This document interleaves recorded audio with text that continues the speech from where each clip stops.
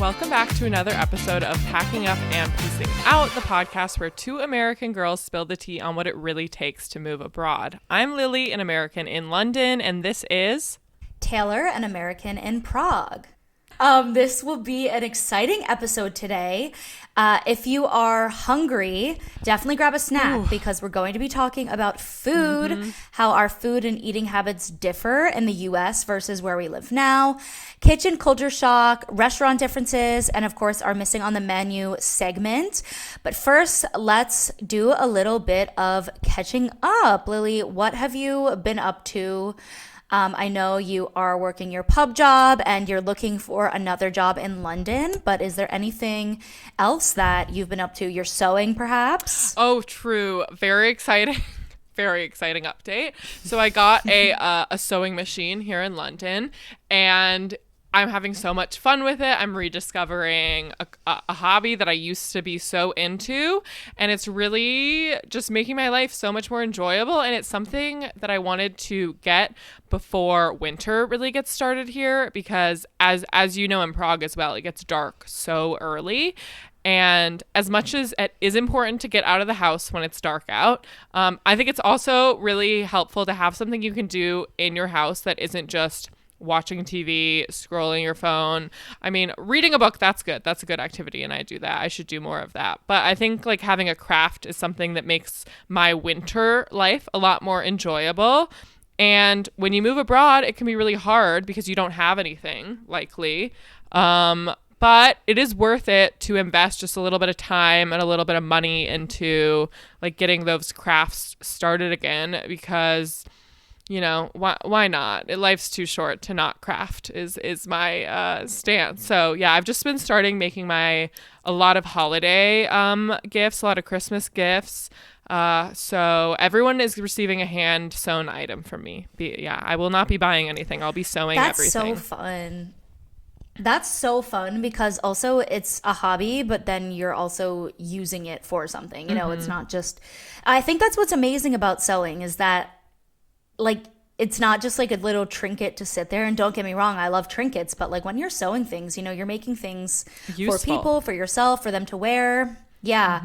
I learned to sew during COVID when I learned to sew masks, and right, yes. I was on my mom's sewing machine. Yeah, we would be up all night watching CNN, drinking red wine, sewing like 20 masks a night. Wow. And we put filter pockets in them. Like it was a lot. So I have been looking at sewing machines now too, ever since you got one, because I made myself like a shirt around that time. And when I wear it now, I still feel so proud like that I made that shirt. 100%. But I think it's just such a good hobby. And even though we talk a lot about getting involved in activities in your new home, so many nights, especially during the winter, you just want to be at home. Yeah. Like I'm all for that mix of both. Yeah. But when I have too many things, too many nighttime activities, it's too much. So overwhelming. Yeah. It's too much. So you need something at home. Yeah, that's not doom scrolling. Part of my update, I guess, is I got this app. It's called Opal. Not sponsored or anything. But it helps you manage your social media usage. So I have it where my social media apps are blocked in the morning until 11. And also at night after 9:30. And you can like bypass it if you need to, but it's been really good not having the first and last thing in my mind, just being social media. Yeah. It's really, really good because I still, you know, I'm on my phone a lot, obviously making content, and part of my actual job too, I do things with social media. So I am still on it a lot. I know that that's not going to change, but at least not looking first thing in the morning or right before I go to bed. It's been great. So I definitely recommend. Yeah, I mean, even when I do read a book for just 5 minutes before bed, I fall asleep so much easier. I sleep so much better. And yeah, waking up and immediately going on Instagram, terrible habit. Sometimes I do it, and I should, like, why would you ever do that? So yeah, having an app like that, I should consider, because you should get it. But you can even just set the app limits, I think, like in settings on the iPhone too. So I don't think you even need this no I have those limits. They don't work. Because you can just Oh, easy, you you do. can You click just like ignore one them. button and it goes past them. Also, I do think it's more about like the time of day that you tend to spend a lot of time scrolling. Like you should just not even allow yourself to be on it during that time of day rather than setting an overall limit.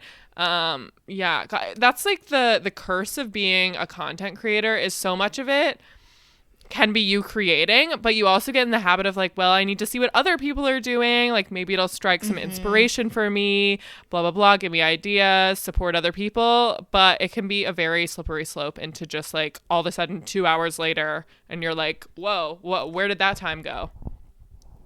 Yeah, I feel like I use the excuse of, oh, I'm a creator, that's why my screen time is so high. But I don't edit on the apps. I edit on Exactly. CapCut, Yeah. so I don't even need to be on the No. physical apps that much to just post a video and write the caption and maybe engage with some comments. No, it Like could be my 15 screen time minutes. is way too high for Yeah, what it should be. exactly. Yeah. No, good points. So yeah, my other update is this week has been crazy just because I'm going to Sri Lanka Yeah. on Thursday. Which I'm so So, jealous of, especially for the food. I can't wait to hear about the food when you're back. Yeah, Mark is already there and he says that the food has been great. The weather is so nice. So just it's been so cold and rainy in Prague, so it's going to be nice.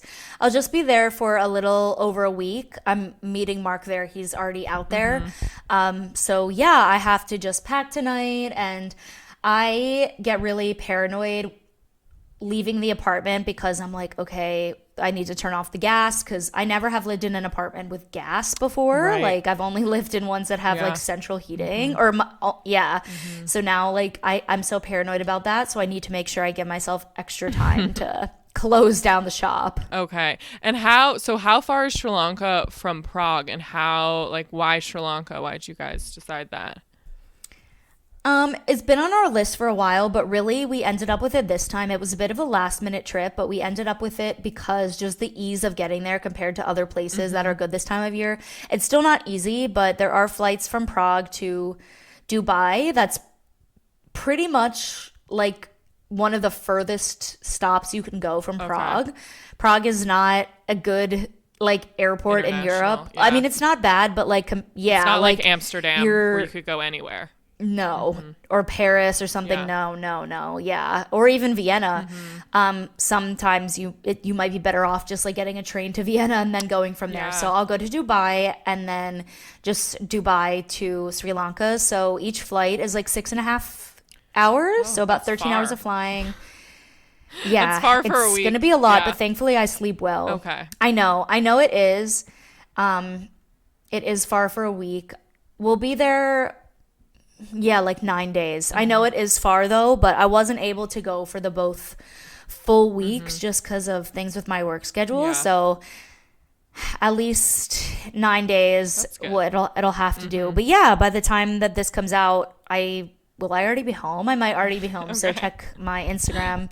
I don't know if I'm gonna post anything there because I don't really post on holidays anymore, just since I just create Prague content mostly now. Yeah. But I'll have some stories, that's for sure. Yeah. Okay. Well, excited to hear about it. Let's get into our topic of the day, obviously about food. I'm sure I'll be starving by the end of this recording, 100%. So I guess to start, so obviously we're both from America and we both live in Europe. And the topic on everyone's mind, of course, is European food actually better? Because the Europeans love to come on here, love to go on the internet, love to tell you in person that American food sucks and that you're all fat and that it's all killing you. Like all of that stuff. They won't shut up about American food. Now, have they ever been to America? I mean, some of them have. No, A lot most of them haven't, most though. of them no. Exactly. And so what do you think? European food, is it actually better or not? Well, the experts are mixed when it comes to this. Okay. There's no definitive answer. European people are generally healthier. Obviously, they are less obese, but that isn't necessarily because that food in this EU and in Europe, in the individual countries, that it has less chemicals. Yes, there are certain chemicals that are banned in the EU, but there are things like red dye 40, which people think is banned in the EU, and it's actually not. Oh. It's more regulated. Okay. It's not used as frequently, but it is still here. Okay.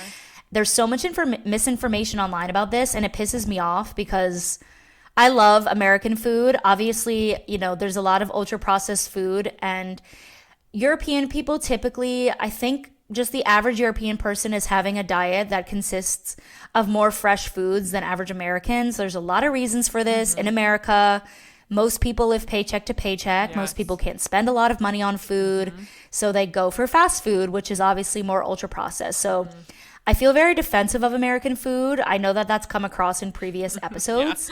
But I don't think that moving to Europe, like, I think it's a placebo a little bit when people go to Europe for a week and they're like, all of my problems have gone away. My depression is just 100%. gone because I'm not eating gluten. Like, You're on there's vacation. still gluten here. Like, Yeah.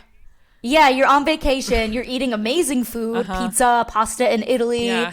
But I think that Europe has the most clean, perfect food, and America's food is like garbage, is totally overblown, but the experts are mixed when it comes to this. Yeah, and I think, you know, all of the stuff about obesity in America, it's obviously a massive issue. And I think a lot of it doesn't even come down to the food necessarily. I think a lot of it comes down to cars. And the fact that our country is absolutely built for cars, and you can easily live in America walking less than 1,000 steps a day. And then you add the food on top of that, the fact that healthy food is way more expensive. Number one, it's way more expensive. It's harder to access in a lot of food deserts. And so when Europeans talk about Americans being so obese, I'm just like, it's a systemic problem. It's not like everyone's lazy, blah blah blah. And obviously, like, don't even, you know, there's a lot of there's a lot to discuss, but and that can't even be covered in an episode about food. But generally, sure, food in Europe might be a bit healthier, but I don't think it's because of the food. I think it's because the whole system is different. It's because healthy food is cheaper here. You have to walk here. There's obviously a lot more regulation. But do I think the food here tastes better? Not necessarily. I think it really depends. I think there's such amazing food in the U.S. Honestly, a lot of the times I think food in America is better. So, you know, don't think you're going to move to Europe all of a sudden, like, hate American food or think that all American food is shit, because that's just not going to happen. Or maybe that's just our opinions. We're both very, obviously, great defenders of American food. Yes, we are. And yeah, I think that some people might get in this bubble and think that when they move, all their problems will be solved, including like health problems. Yes. Like they think once I'm eating European food, like I have a few like chronic health issues, and I will say they haven't improved being in Europe because yes, food can play a role. Yeah. But like when you have like conditions it's so funny that people think that. Yeah, like I still have my same issues. Yeah. Like people think you're magically going to become like really skinny and healthy. Yeah. And there's I guess many health problems here. Funnily enough, I have experienced it both ways. So when I first moved to Europe, when I moved to Spain, I gained so much weight. So when everyone was like, "Oh, you're going to move to Spain, you're going to get so skinny." No, it's completely up to you. I was drinking way too much because drinking a lot in Spain is very normalized. I mean, sure, I was walking a bit, but I wouldn't say like exercise was a normal part of my life. And then also when I moved to London, I lost a lot of weight, which I wouldn't think in London, given the pub culture, the fact that there's a lot of fried food. So thinking that your body is going to change because of because of where you move, no, it's just not how it works. It's up to you. You bring up such a good point.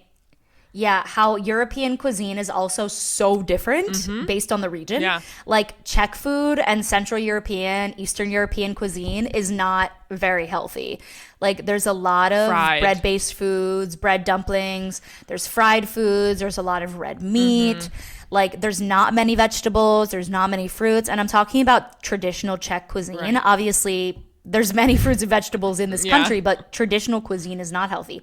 So Czech is actually one of the most obese, if not the most obese European country on mainland Europe. Okay. So not including the UK, because the UK is obviously the top in Europe.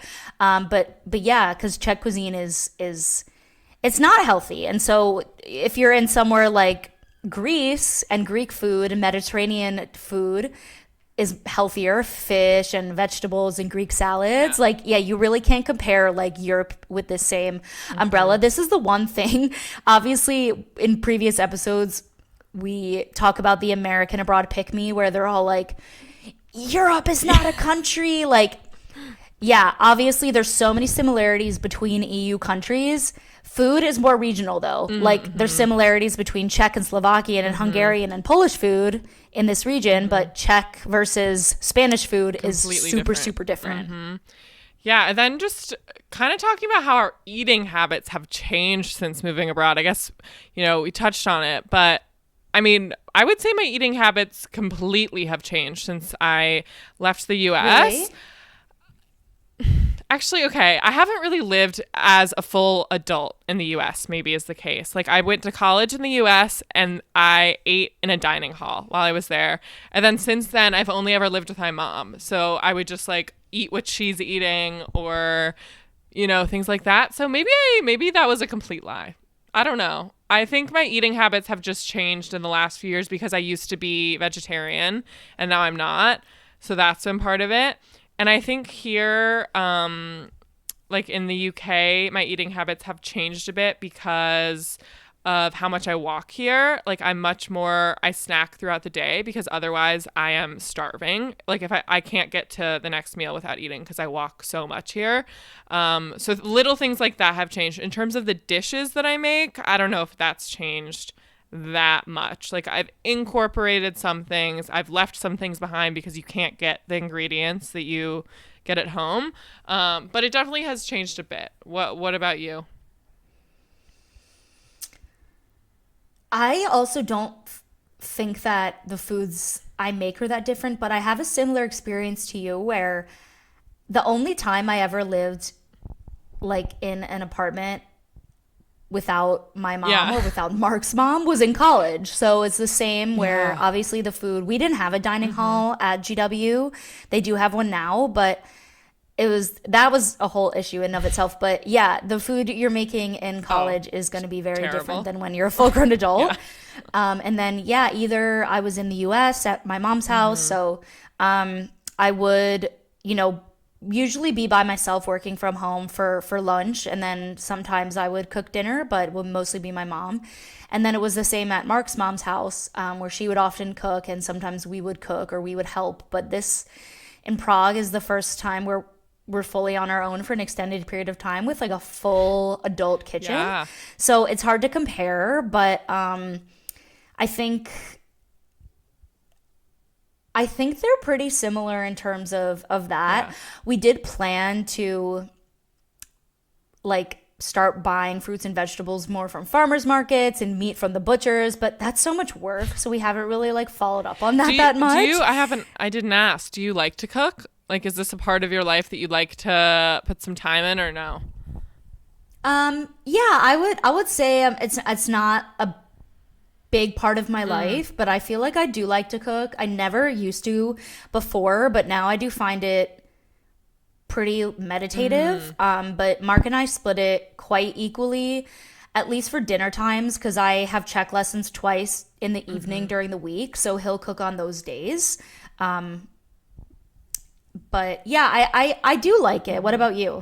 Yeah, I do love to cook. I will say an issue with my flat where I live now is that my fridge is tiny. I have one... Same, we have a small... No, you don't understand. I have one shelf in a mini fridge. Oh. What? Oh, because you split it with your roommates. With 3 people. We basically have a mini fridge. It's the height... So it goes to the height of the counter. So it's not like a mini fridge, but it's a mini fridge. It goes to the height of the counter, which some people don't... Like in the UK, it's very normal to just have a half fridge. And so we have like a half fridge and then a half freezer. And they're both under the counter. We have that too. Okay. Same thing. And I find that... It's so hard. really strange because I'm pretty sure all of my friends in the US with apartments have full-size fridges. Yeah, and I mean even for here, my fridge is smaller than almost everyone else's fridge, and so because of that, I cannot meal prep here like at all. Whereas usually I would, I've never been a huge meal prepper, but usually I would like, oh, I'll just make double as much as I'll actually eat and I'll have leftovers, or triple as much. Like here, I can't even do that. I just have to cook like anew every day just for me. And because it's just me, like I don't live with my boyfriend, it's even more complicated. So basically I go to the grocery store almost every day. Maybe every other day on average, and like just buy for that meal, which has been difficult to adapt to. I definitely think that American fridge sizes are my preference. Maybe I don't need like a massive fridge. I just want a normal, like a medium sized fridge.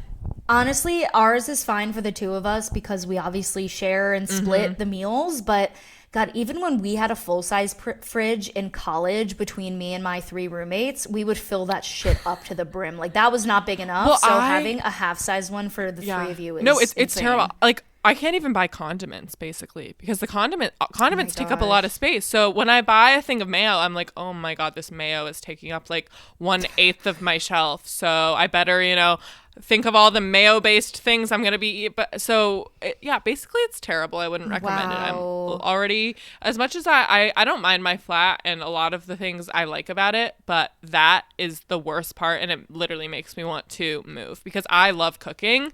Like I love to cook. I like to have things prepped. I like to have a million different condiments, pickles, all those things, and I can't here, and it makes me sad. Dang. And especially because eating out in London is not cheap. It's so expensive. So it's like, at least here in Prague, well, the prices are definitely going up across the board. Even our local pub Czech restaurant, the prices have like doubled in the last year. There's like a severe cost of living crisis that's starting to happen here. But I would say, luckily, we kind of do the complete opposite. We do like a big online order from this place called Rolik, which is like a grocery distributor, but it sort of, you can buy groceries from multiple different stores. So there's a lot more options because I'm not impressed by Czech grocery stores for the most part. Even we've ones talked that aren't about Czech, this. like little. Yeah, like figuring out which one is the right one for you. I guess you figured out none of them are the right one for you. Honestly, like the closest ones to me are called Albert, and those are Czech. And like even the big ones, like I just always cannot find something, and especially specific fruit or vegetable, like kale. I make like some kale salads and I can never find kale in the stores. So that's like something you need to get online. Yeah, and it makes you realize though, like what's something that you would always be able to get in the US, but that you won't really be able to find here because it's not part of their there's so many things like that. Yeah. Salsa, so like many. Canned fresh salsa. Oh, yes. Can't get it here. I miss it every day. I love salsa and I don't always want to make my own. But like so many little things like that you just like literally would always have in the fridge, you can never have here, and it's a hard adjustment. Yeah, salsa, I feel like they only have the really like Doritos canned or like yes, Tostitos canned. I'm like, I don't ever but not want even that. Tostitos. Yeah, not even like Tostitos. To me, they're it's worse. I don't mind a Tostitos once. Every once in a while, it's fine. It scratches an itch. But these are not like, they almost have a more like gelatinous consistency. Like I hate them so much. But yeah, maybe it's because people are making more fresh things here. But I don't know, because Czech people, they do.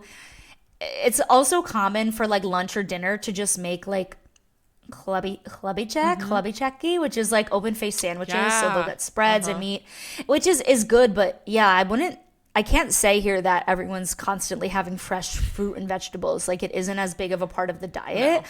So I feel like our produce here is just, it's not very impressive, but we make do, especially with ordering on Rolik. When you do a big order, you get it for like the delivery's free, and it is a bit more expensive on this site. But for me, the convenience of being able to get stuff for a whole week and not having to go to the store until like Thursday to pick up something for the weekend is amazing. And also it's crazy ordering alcohol because where I'm from in New Jersey, you can only get alcohol at a liquor store. I don't know what it's like in Oregon. Same in Oregon. Yeah. Okay.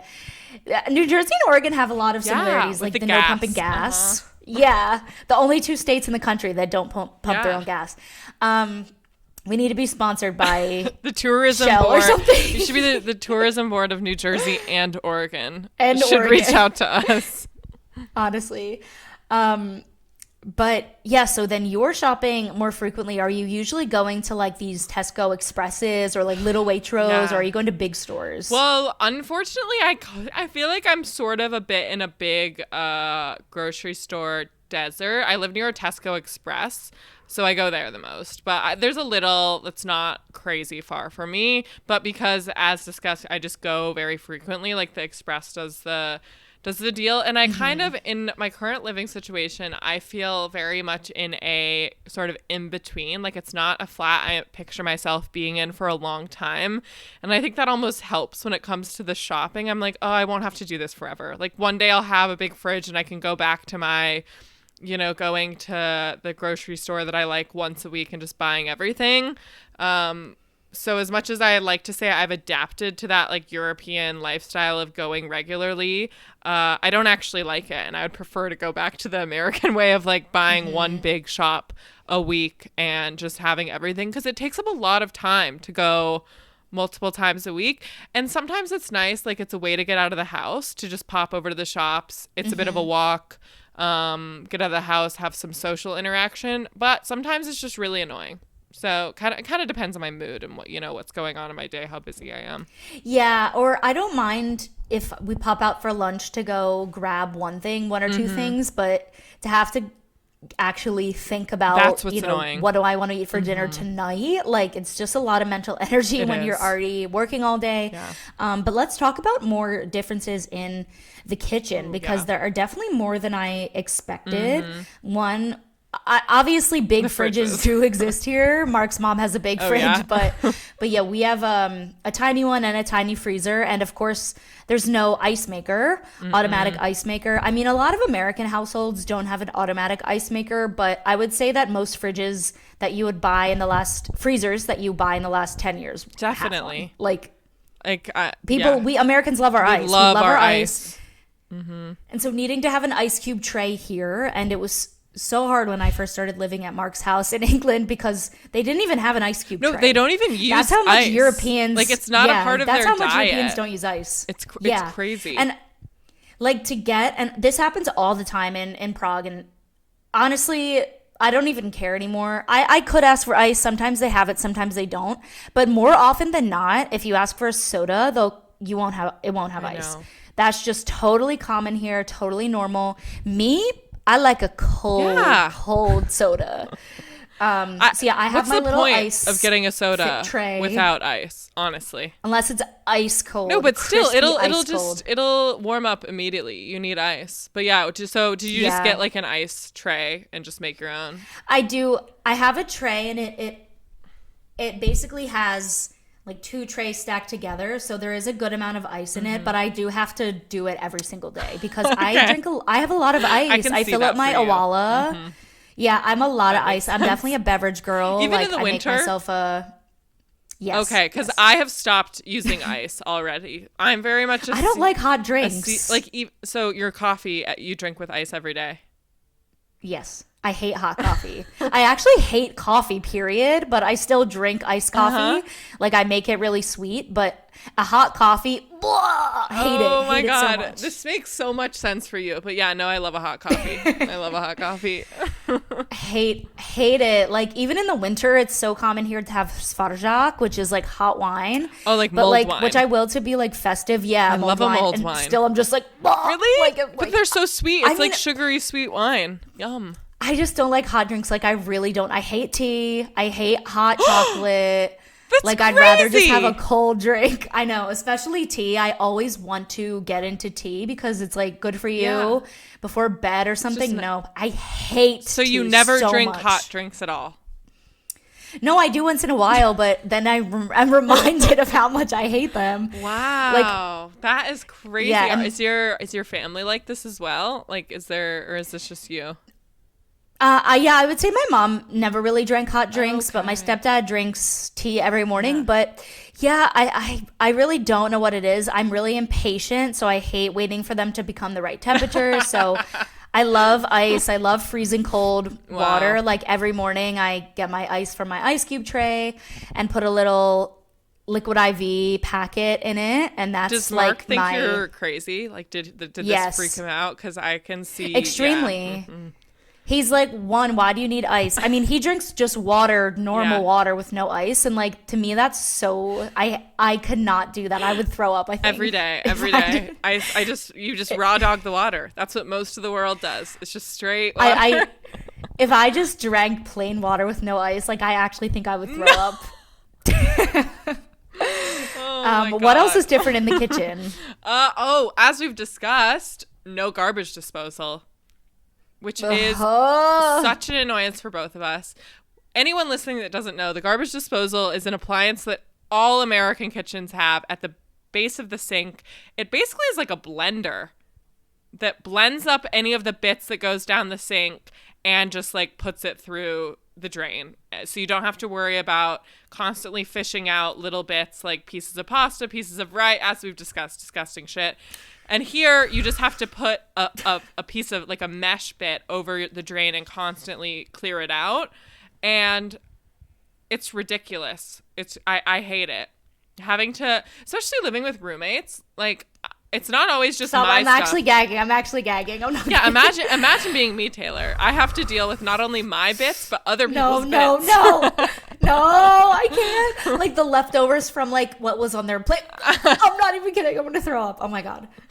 It's gross. It like is haunting. Yeah. Like I literally have nightmares about it. Having to take that little fucking plate over Well, to do you the just trash make can. do you just make Mark do it? Is that should just be you know those you should do one of those videos. You know those videos that are about like how we divide, like how we split finances yeah. or how we divide labor. You should do one, but it's like American versus British edition.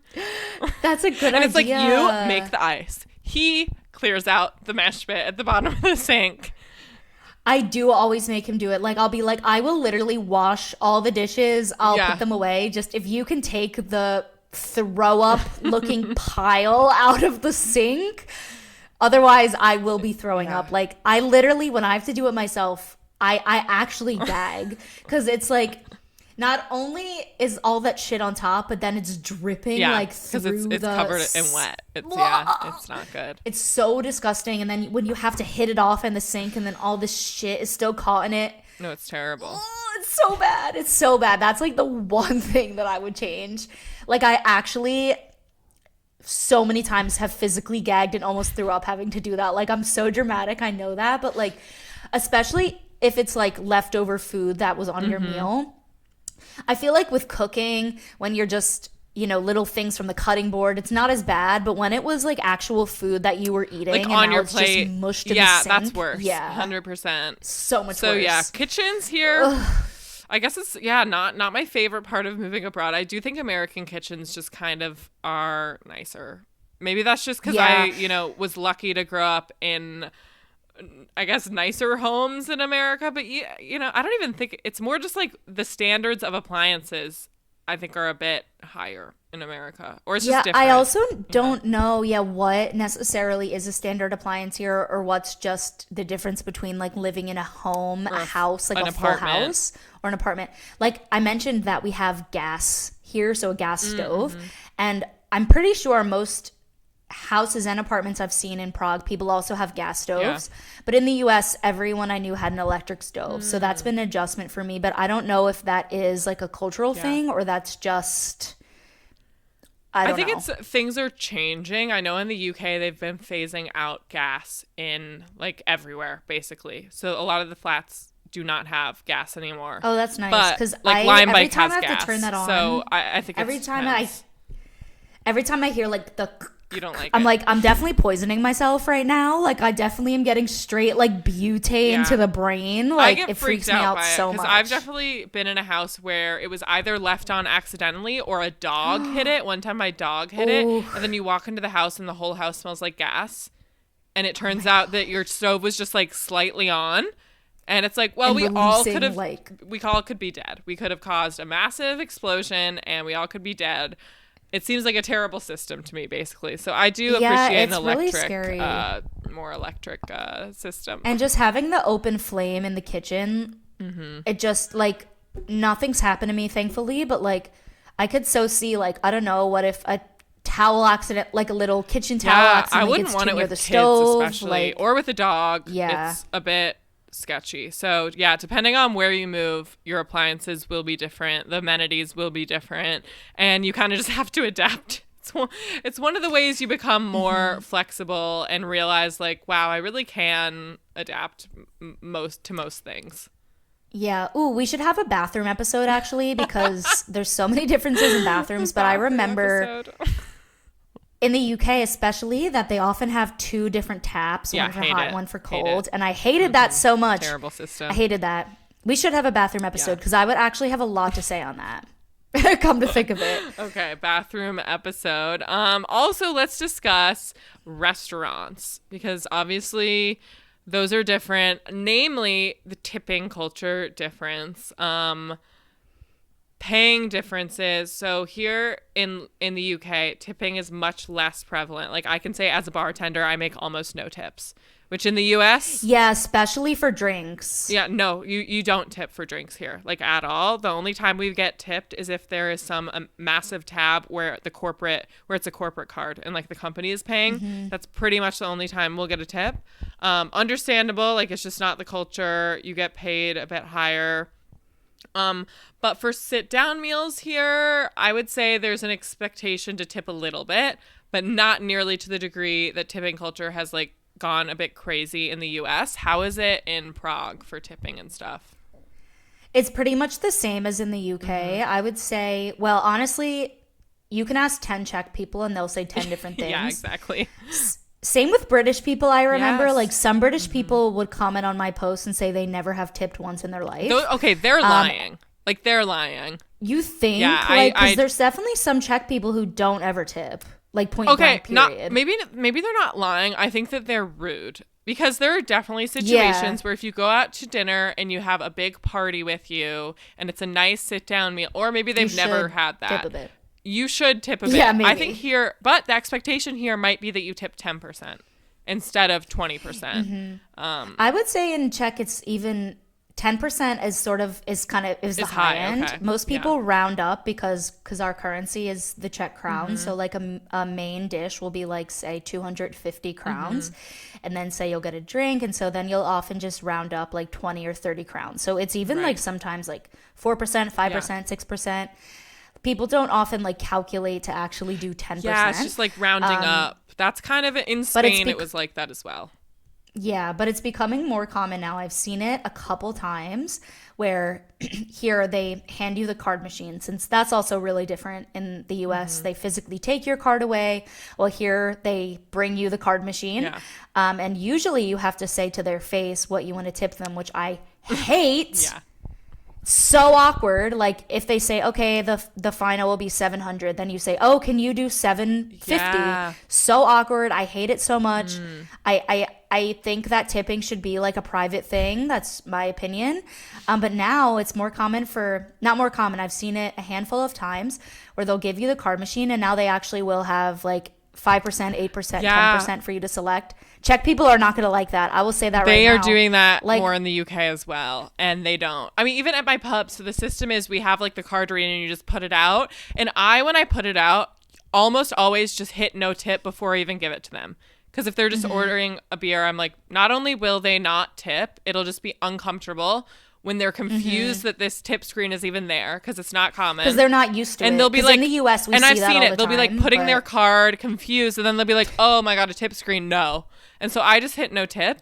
But this last week, for the first time, we had this really big group in. They had a big tab. They did sit down because my pub does pizza. They sat down for pizza. We brought them their pizza. So my boss, he's like, put down the tip screen for them because like they're on a corporate card. They'll probably tip. Of course they didn't. I was like, of course we got the biggest assholes that don't tip. Also, they were I didn't really like them. They were kind of rude. But yeah, that is becoming more common. But if they do tip, it'll be like 10% max, I would say. which I think is And fine. what do you think? Because I agree that tipping culture in the US has gotten out of control when it comes to that you'll order like a cookie from a cafe Right. and then like there's a tip screen. Ridiculous. But as someone who worked in the service industry, I mean, I think a lot of European people get wrong the American tipping system because they think that if you don't get tipped, then you will make $2 an hour. That's not true. No, not Legally, your always. employer, your employer, like, unless you're fully under the table or Yeah. something, which you obviously shouldn't be. If you don't, so say that, yeah, you do make now in New Jersey, it's like $4 an hour. But then after your shift, you claim the amount of tips you got. And so if you don't make at least minimum wage, Right. your employer has to give you the rest of the money. But most establishments, most places, you will make well over minimum Yeah. wage. Like there are Like a lot well of over some of them. well over Yeah. a lot of waitresses and waiters at high-end restaurants can make 6 figures a year. Definitely. In the US. Yeah. Like it's a really good It can be a good job. system.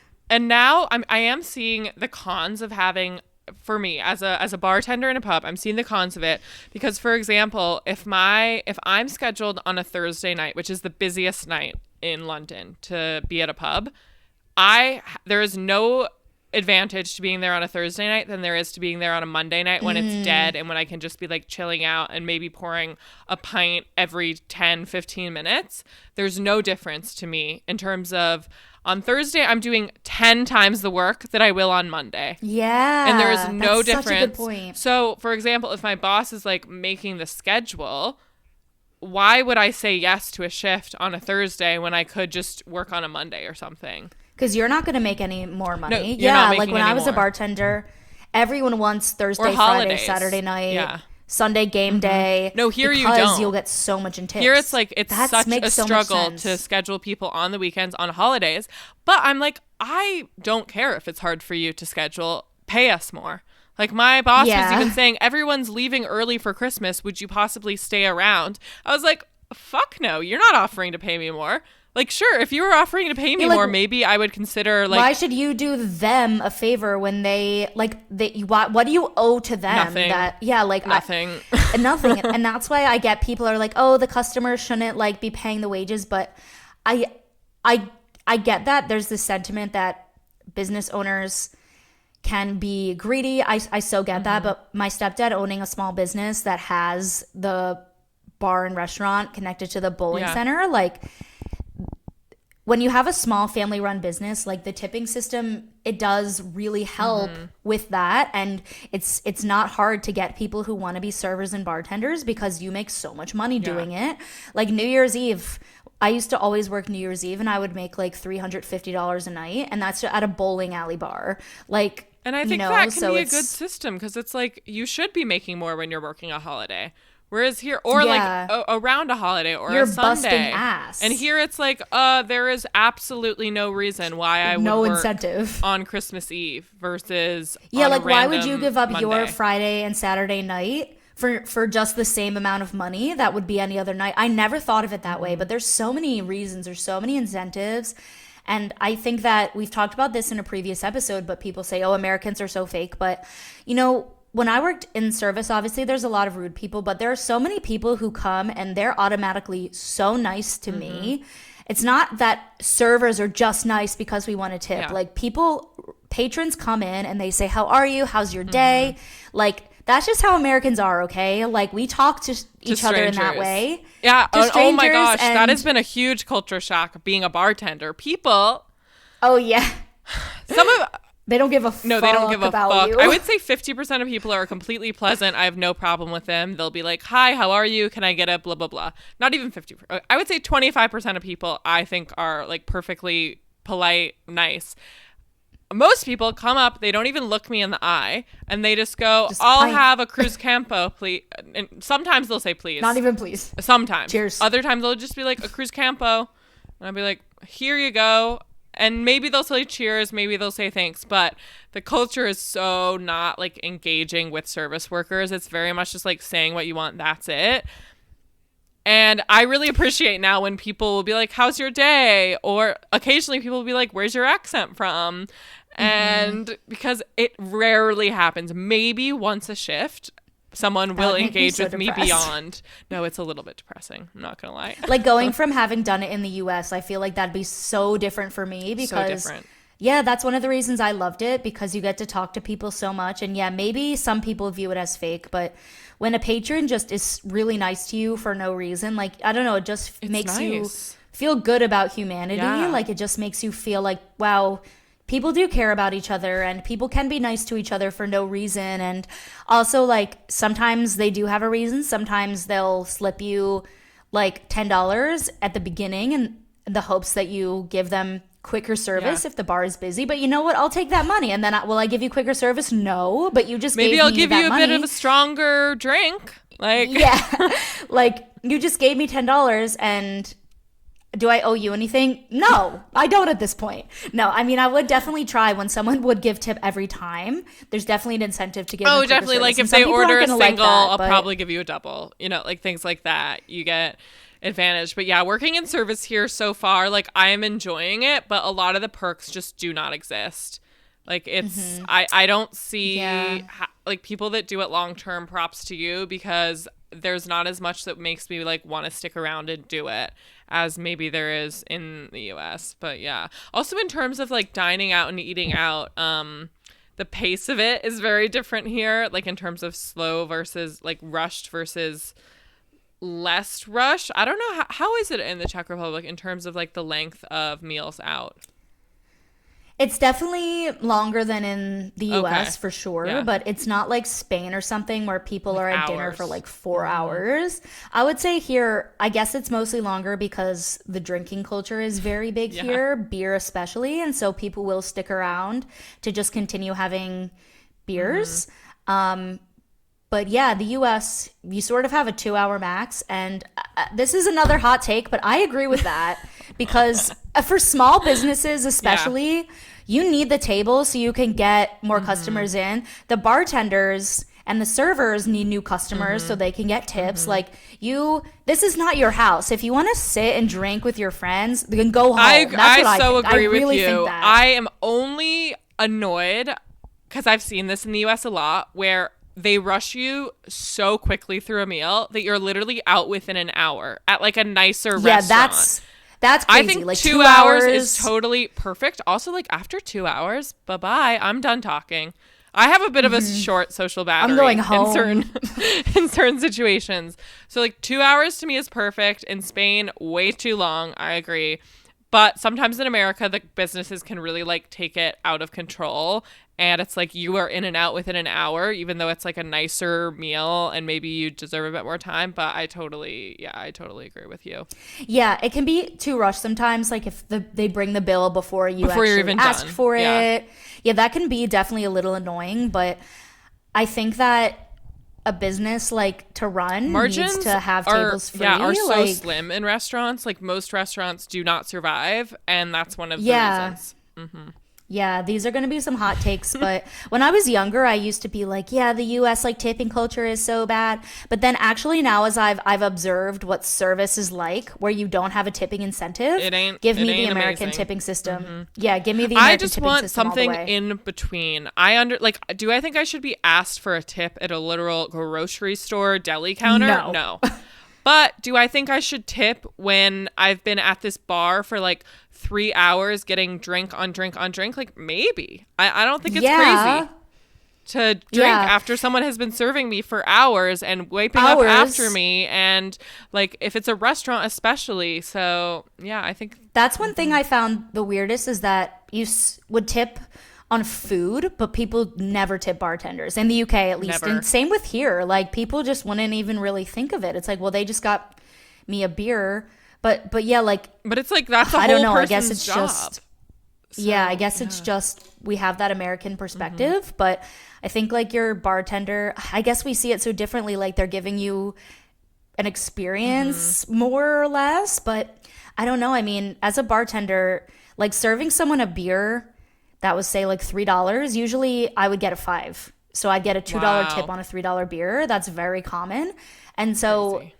people just outside of the US have such mixed perceptions on tipping though. Like my boyfriend was like, well, won't the bartender chase you out if you don't leave them a tip? And I'm like, no, like maybe you've seen that in the movies, Yeah. but trust me, I've gotten stiffed with no tip plenty of times, and that's just part of Yeah. it. Some people will just not tip you, Yeah. even on a big tab. You don't go chasing after them, obviously. Like, what? Like, especially in the US where people have guns, you really think you're gonna go chasing after someone? Like, Hell no. no. You just take it, and that's just part of the job. So, yeah, I think the service. Vita, one of our former guests, talked about how that was one of her biggest Yes. adjustments in Prague. Just like how cold the servers and the service industry is. And yeah, like it's definitely a thing. I feel like I've gotten used to it, but I think it's a little bit less with younger people, especially if I'm trying to speak Czech or if they're using me as an opportunity to speak English. I feel like there's a little bit more friendliness there. But yeah, with older Czech people in restaurants, no, they just hate you. They just hate you. Wow, I can't wait to come to Prague. I'm really looking forward to it. Okay, well, wow, we've already almost reached an hour, so we should sort of wrap up. I think before we do our segment, we should discuss like what is something you cook when you're homesick, or like what are the foods that you like that you have adapted to your life in Prague. Anything that comes to mind? Butter noodles, probably. Okay. That's like That's such a women girl go-to dinner. all the time. Yeah. Such a girl dinner, I mean, but nothing better. growing up, just when I was sick or when I was hungover or depressed, I would just always eat that. And so I just like Butter noodles. I just love to have butter noodles. But yeah, honestly, I've run in many times where I've been making a meal that I've made in the US and I can't find the right ingredients here. Yeah. That happens to me quite a lot. So I have learned to adapt, but some recipes I just can't do because there's just nothing that can replace it. What about you? Yeah. What's your taste of home meal? Yeah, I would say, well, funnily enough, every time I go back to the US, I bring back like 6 boxes of Annie's mac and cheese. So currently I still have 3 boxes left. So I'll eat that when I am really just like craving a nice little American meal. But I agree, honestly, me as well. Butter noodles. I make them good. Sometimes I like brown the butter a bit and I put a shit ton of Parmesan. Ooh. Like because there's so many. Either taste of home that maybe I can find the ingredients, but my mom always made it, so I don't really know how to make it. Or because of my tiny fridge, I can't fit all of the ingredients in my fridge. So it's like, So sad. I'll just stick to butter noodles. Hashtag get Lily a new fridge. Please, sponsors, Okay, reach out. let's do our missing on the menu, which is even more special this episode since it's all about food. Yeah. So shoot, what's your missing on the menu this week? Okay, I think my missing on the menu is good tortilla chips and salsa that I can buy at the grocery store. Because, as discussed, you can't buy good salsa at the grocery store here. It's just like canned shit, honestly. I don't like any of the salsa at the grocery store here. And the tortilla chips here are not particularly good. And in Oregon, we have amazing local tortilla chips by like real Mexicans who started, like real Mexicans that either make them like handmade and it's a local thing, or, you know, there's a few brands that are big on the West Coast, that are so good. And so I miss that so much. I would always like, that is such an afternoon snack of mine where it's like, oh, it's 4 p.m. I'm a little bit hungry, but obviously I'm not having dinner for another 2 hours or whatever. I'll have some chips and salsa. And here it doesn't exist. I miss it desperately. It's so true. Yeah. A lot of times the tortilla chips in Prague are like cheese flavored. Yes, they're all like, Doritos. I don't want that. They're all like Yeah. Doritos. I don't want that. Yeah, I'm not want, a like, a big flour Dorito tortilla. fan, so I want like a classic tortilla chip, like salty and crunchy, and yeah, that's what I want. What are you I missing? could go for that right now. I'm missing a freezing cold can of Diet Coke where you hear the can opening like and then you pour it. How you can get that in Prague? What do you mean? No. First of all, it's almost only Coke Zero, which I hate. Okay, we have Diet Coke here, so I guess I forgot. But it's not the same. No, you're it's right. a different It's a recipe. little different, yeah. It's not as good. It's not as fizzy. No. Like I want like it goes a flat cold, really quick. It goes freezing- flat so quickly. Yeah. Yeah. freezing cold Diet Coke in a huge cup filled with ice. And just to suck it down so quickly through a straw that my throat and chest are burning, but it's just so satisfying. I want that so badly. I woke up craving that yesterday. It was like 8:30 a.m. and I was texting Mark and he's like, that is so abnormal that you're craving a Diet Coke at 8:30. And I'm like, no, you don't get it. You don't get it. Especially when you haven't had it in so long. It's like, I need it. And Coke Zero does not satisfy that urge. Needs it. Or the Diet Coke here. Yeah. Butter noodles and Coke Zero. I sound so basic, but like that would slap so hard right now. It would slap. Wow. Amazing. I think this is a great episode. I really enjoyed it. We clearly have a lot to say about food.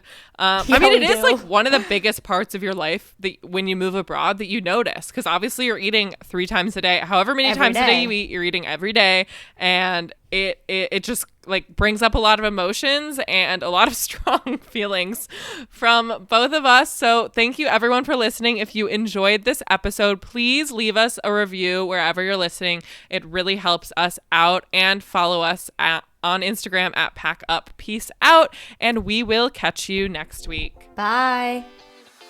That's all for this episode of Packing Up and Peacing Out. If you liked it, hit subscribe, follow us at Pack Up Peace Out, and leave us a review.